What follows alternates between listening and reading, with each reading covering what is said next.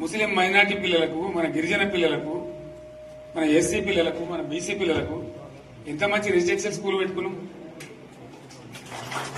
అందరికీ కూడా ముందు తీసుకుపోవాలి. ఇవాళ మన కళ్ళ ముందని నాకు బాధ కలిగేది ఏంటంటే, చిన్న వర్గాల ప్రజలు కాన్వెంట్ స్కూళ్ళలో చదివించలేరు, వాళ్ళ పిల్లలు కూడా బాగా చదవాలని చెప్పి ఎస్సీలకు, బీసీ, మన మైనార్టీ సోదరులకు గురుకుల పాఠశాలలు పెట్టారు.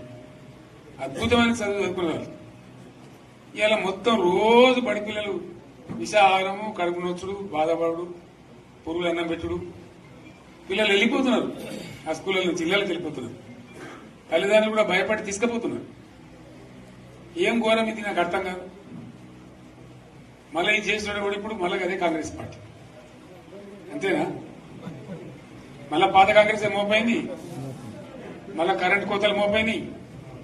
వెనకాలానికి ఏం గతి అవుతుందో మార్చి ఏప్రిల్ ఏమవుతుందో ఇంకా కరెంటు కోతలు మోపైనాయి, మంచినీళ్ళు సరికొత్తలు, అడిగే నాతులు లేడు.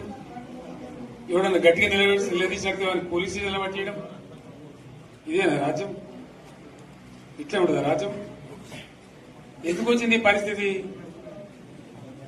చెప్తా. నాకేం గుర్తులేదు. నేనేమంటున్నా అంటే, ఇట్లా అనేక పనులు చేసుకున్నాం. మనం గోదావరి నుంచి నీళ్లు తెచ్చుకున్నాం. నీళ్లు తెచ్చుకొని మంచినీళ్ళ తర్వాత సాగునీళ్ళు ఎంపడబడ్డది. మెదక్లో యువతల ప్రాంతం అంతా కొంత అందినాయి నీళ్లు, పాత మెదక్ జిల్లాలో. నీటికి మిగిలిపోయినాయి మన 2 తాలూకాలు, నారాయణఖేడ్, జైరాబాద్. వాళ్ళకి నీళ్లు రావాలి. ఎట్లా రావాలి గోదావరి నీళ్లు? సింగూరు ఒక టైంలో నిండుతుంది, ఒక టైంలో నిండదు. మరి నిండినప్పుడు ఎట్లా గోదావరి నీళ్ళు దిక్కు? సరే, నేను గంభీరంగా మౌనంగా చూస్తున్నా.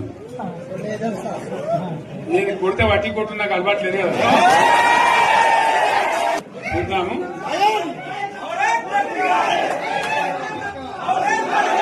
నా రోజులు కానీ అన్నట్టుగా నేను చూస్తా ఉన్నా. కానీ మన వాళ్ళందరూ కూడా ప్రతిపాదిస్తున్న ఏంటంటే, 1 సంవత్సరం జరిగిపోయింది. సంగమేశ్వర ఆన్నే పన్నది, బసవేశ్వర ఆన్నే పన్నది, పాలమూరు ఉత్పత్తుల పథకం ఆన్నే పన్నది, కాళేశ్వరం అట్లే ఎండబెడుతున్నారు.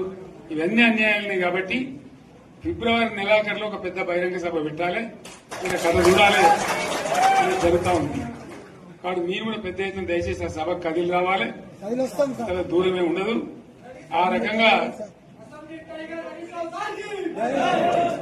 తెలంగాణ శక్తి ఏందో మరొకసారి చూపించి వీళ్ళ మెడలు వంచి ఇప్పుడు సాధించాలి. భవిష్యత్తు కోసం కూడా కొట్టాడకు మనం సిద్ధంగా ఉండాలని తెలియజేసుకుంటూ, పరమేశ్వర్ గారికి